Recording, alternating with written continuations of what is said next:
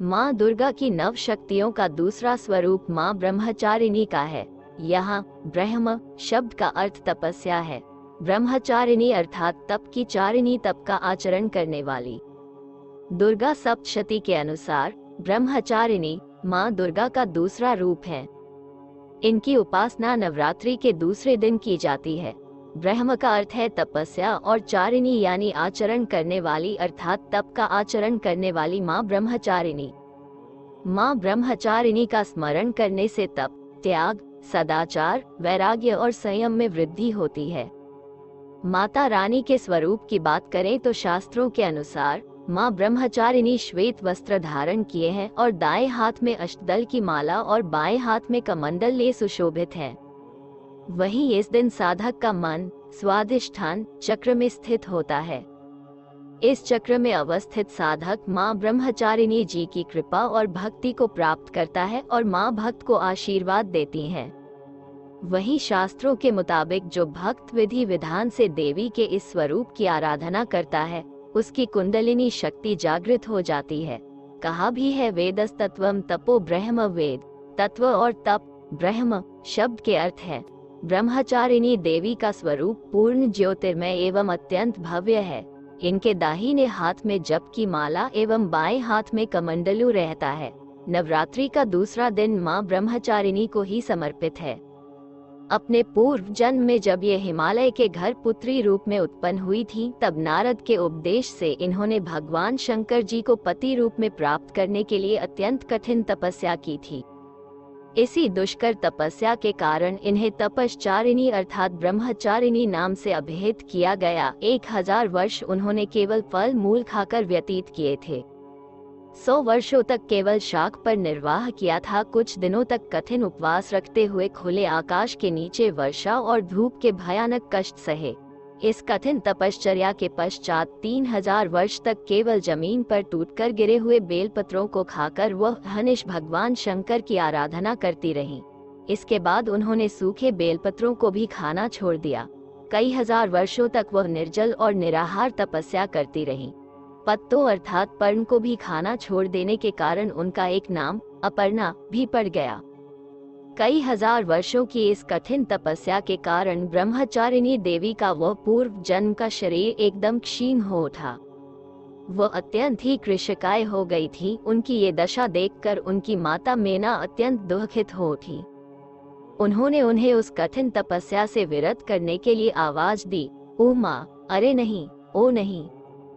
तब से देवी ब्रह्मचारिणी का पूर्व जन्म का एक नाम उमा भी पड़ गया था।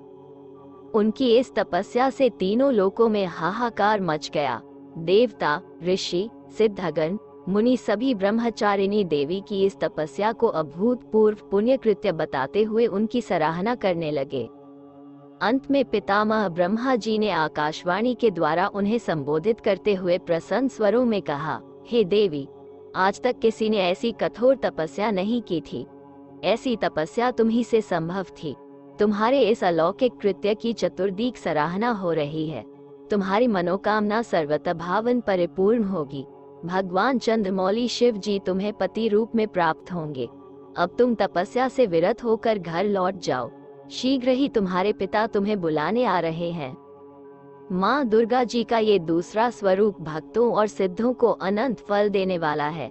इनकी उपासना से मनुष्य में तप, त्याग, वैराग्य, सदाचार, संयम की वृद्धि होती है। जीवन के कठिन संघर्षों में भी उसका मन कर्तव्य पथ से विचलित नहीं होता। माँ ब्रह्मचारिणी देवी की कृपा से उसे सर्वत्र सिद्धि और विजय की प्राप्ति होती है। दुर्गा माँ की पूजा के दूसरे दिन इन्हीं के स्वरूप की उपासना की जाती है। इस दिन साधक का मन स्वाधिष्ठान चक्र में स्थित होता है। इस चक्र में अवस्थित मन वाला योगी उनकी कृपा और भक्ति प्राप्त करता है। माँ ब्रह्मचारिणी चीनी का भोग लगाना चाहिए और ब्राह्मण या जरूरतमंद को दान में भी चीनी ही देनी चाहिए। मान्यता है ऐसा करने से सभी मनोकामनाएं पूर्ण होती है और घर में माता के आशीर्वाद से सुख समृद्धि होती है। इस दिन सुबह जल्दी स्नान कर लें और फिर साफ सुथरे वस्त्र पहन लें। अगर माँ ब्रह्मचारिणी का फोटो या प्रतिमा हो तो चौकी पर विराजित कर लें, वरना नवदुर्गा माँ का चित्र या प्रतिमा भी रख सकते हैं। दीप प्रज्वलित करने के बाद माँ दुर्गा का गंगा जल से अभिषेक करें।